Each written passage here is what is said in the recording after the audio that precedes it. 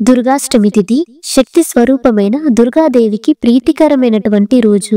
ఆశ్వీజ మాసంలో వచ్చే శుక్లపక్ష అష్టమిని మహా అష్టమి లేదా మహాదుర్గాష్టమి అని కూడా పిలుస్తారు. దుర్గామాత అనుగ్రహం కోసం దుర్గాష్టమి రోజునాడు దుర్గాష్టమి వ్రతంను ఆచరించాలి. దుర్గాష్టమి రోజునాడు ఎవరైతే తాము చేసినటువంటి పనులలో ఆటంకం లేనటువంటి విజయాన్ని కోరుకుంటారో వారు తమ తమ ఆయుధాలకు గాని తాము నిత్యము పని కోసం ఉపయోగించే వస్తువులకు గాని ఆరాధన చేయడం మంచిది. దీన్నే అస్త్ర పూజలు అంటారు. ఈ దుర్గాష్టమి రోజును వీరాష్టమి అని కూడా పిలుస్తారు.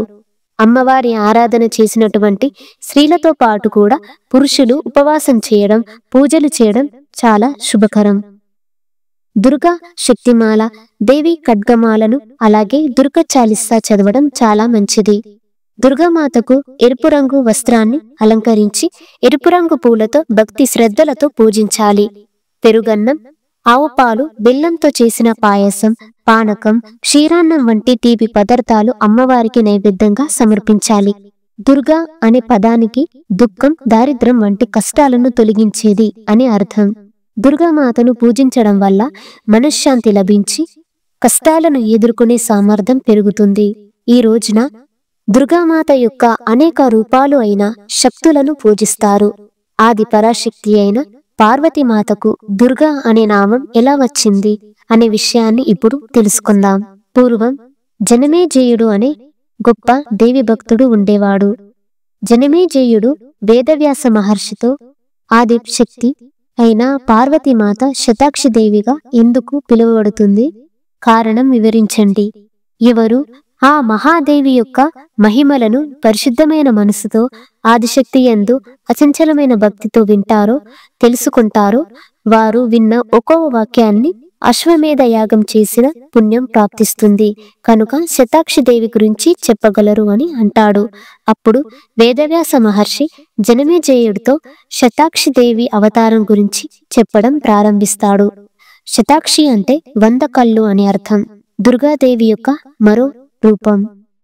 పూర్వం దుర్గముడు అనే మహాక్రూరుడైన అసురుడు ఉండేవాడు. హిరణ్యక్ష వంశంలో జన్మించాడు. రురువు చక్రవర్తి కొడుకు ఈ దుర్గముడు. చాలా శక్తివంతుడు, భయంకరుడు. వేదం చెప్పినట్టుగా వేద మంత్రాలతో చేసిన యజ్ఞ భాగాన్ని దేవతలు గ్రహించి శక్తివంతులవుతారు. శక్తివంతమైన దేవతలు జనుల యొక్క కోరికలను సిద్ధింపచేస్తారు. దేవతలను ఓడించాలంటే వేదాలను వశం చేసుకోవాలి. అప్పుడు దేవతల వలె శక్తిని పొందవచ్చు. అందులో సందేహం ఎంత మాత్రము లేదు అనే ఆలోచన దుర్గముడి మనసులో కలిగింది. హిమాలయాలకు వెళ్లి బ్రహ్మదేవుడి గురించి ఘోర తపస్సు ప్రారంభించాడు. గాలిని మాత్రమే తీసుకుంటూ ఆహారం తీసుకోకుండా అలా 1000 సంవత్సరాలు తీవ్రంగా తపస్సు చేశాడు. దుర్గముడి తపస్సు గురించి పుట్టిన తేజస్సుతో కూడిన తాపం దేవ దానవ లోకాలకు తప్పింపచేసింది. దుర్గమాసురుడి తపస్సుకు మెచ్చిన బ్రహ్మదేవుడు ప్రత్యక్షమయ్యాడు. దుర్గమాసురుడిని వరం కోరుకోమని అంటాడు. అది విన్న దుర్గముడు తను ధ్యానం నుంచి మేల్కొని బ్రహ్మదేవుణ్ణి స్తుతిస్తాడు. వేదాలన్నీ నా దగ్గరే ఉండాలి. 3 లోకాల్లో ఋషులు బ్రహ్మణులు దగ్గర ఉన్న వేద మంత్రాలు నా ఆధీనంలో ఉండాలి. నాకు దేవతలను ఓడించగల శక్తి కావాలి అని పలికాడు. బ్రహ్మదేవుడు తదాస్తు అని పలికి సత్యలోకానికి వెళ్ళిపోయాడు. దుర్గముడికి బ్రహ్మదేవుడు ఇచ్చిన వర ప్రభావం వలన బ్రహ్మణులు వేదాలను మర్చిపోయారు. బ్రహ్మణులే అన్ని వర్ణాల వారికి వేదవీత కర్మాలను వేదోక్త ధర్మాన్ని ప్రవచించాలి. అందరిని నడిపించాల్సిన బ్రహ్మణులే వేదాలను మర్చిపోవడంతో మిగతా వర్ణాల వారు కూడా ధార్మిక జీవనానికి దూరమయ్యారు. ఫలితంగా స్నానము, సంధ్యావందనము, నిత్యాగ్నిహోత్రము, శ్రద్ధ కర్మలు, యజ్ఞాలు, జపాలు అన్ని భూమి మీద నుంచి మాయమైపోయాయి.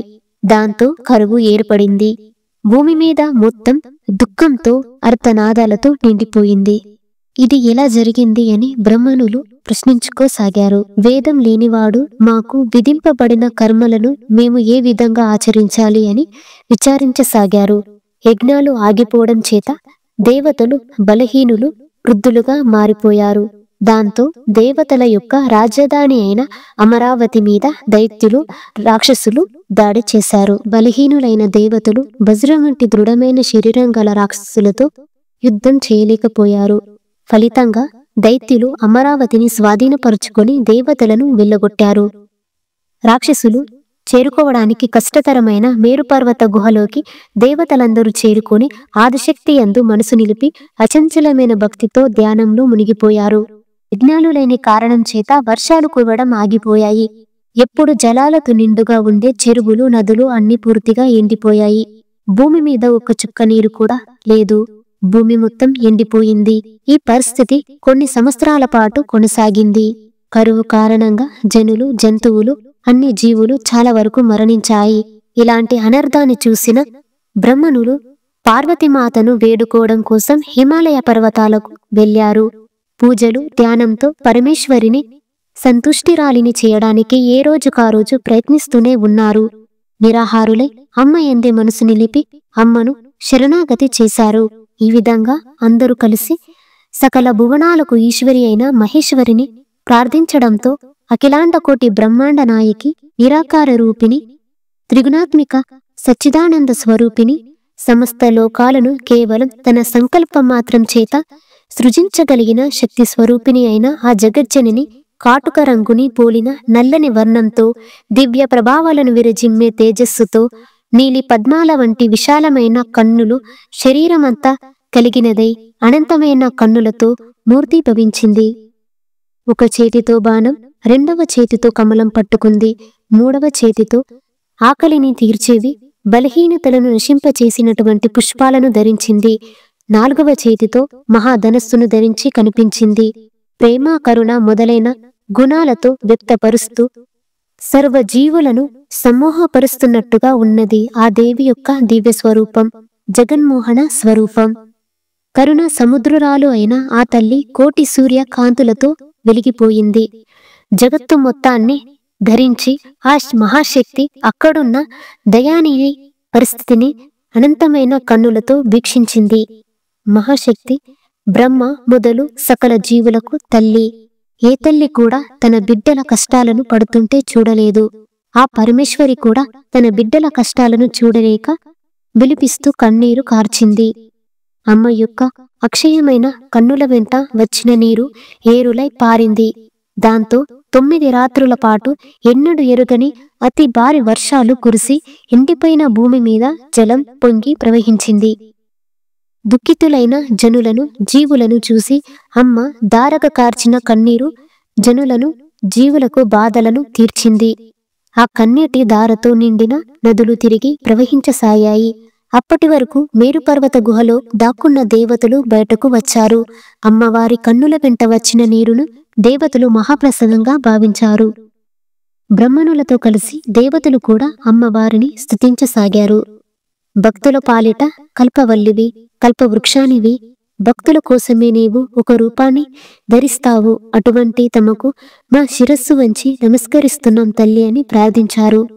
అనంతమైన కన్నులు కలిగిన రూపంతో వ్యక్తమై లోకాలకు శాంతిని పంచావు. అందువల్ల శతాక్షిదేవిగా పిలువబడతావు అని దేవతలు, బ్రహ్మణులు పలికారు. మా యందు కృప చూపించి వేదములను తిరిగి మాకు ప్రసాదించు అని దేవతలు, జనులు మహేశ్వరిని వేడుకున్నారు. ప్రార్థనలు చెయ్యగానే కరుణించి మంచి పుష్టికరమైన పండ్లను అందరికీ ప్రసాదించింది. కనుక ఆ రోజు నుంచి అమ్మవారిని శాకాంబరి దేవి అని నామంతో ప్రసిద్ధి పొందింది. శాకాంబరి దేవి ఆహారానికి, ప్రకృతికి ప్రతిరూపం. అమ్మ కన్నీటి నుంచి వచ్చిన వాటిని వృధా చెయ్యకుండా ప్రకృతిని రక్షించడం, ప్రకృతిని పుష్టి కలిగించే పనులు చేయడం కూడా శాకాంబరి దేవికి చేసే ఆరాధనయే అవుతుంది.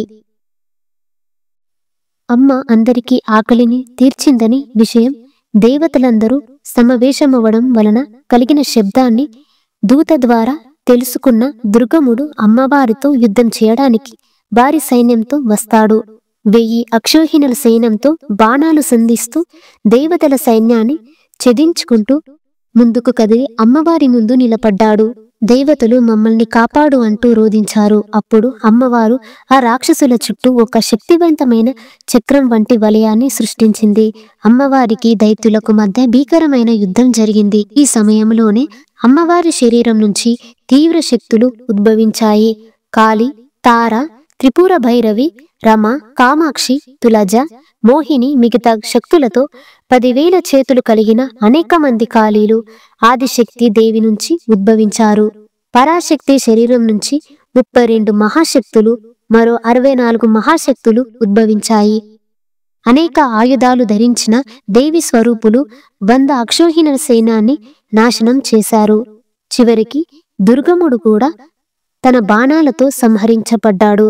శక్తివంతమైన రాక్షసుడు మరణించడంతో 3 లోకాల్లోనూ శాంతి నెలకొంది.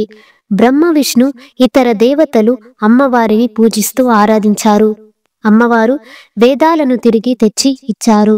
దుర్గమాసుర సంహారం చేత అమ్మవారికి దుర్గా అనే నామాన్ని పొందింది. సచ్చిదానంద స్వరూపి అయిన అమ్మవారు దేవతల కన్నుల ముందే అదృశ్యమైపోయింది. ఇదంతా దుర్గామాత కథను వివరించిన వేదవ్యాసుడు జనమేజయునితో ఇలా పలికాడు: ఎవరైతే ఈ కథను అత్యంత శ్రద్ధగా వింటారో, పాటిస్తారో వారి సకల కోరికలు తీరి దేవి లోకానికి చేరుతారు.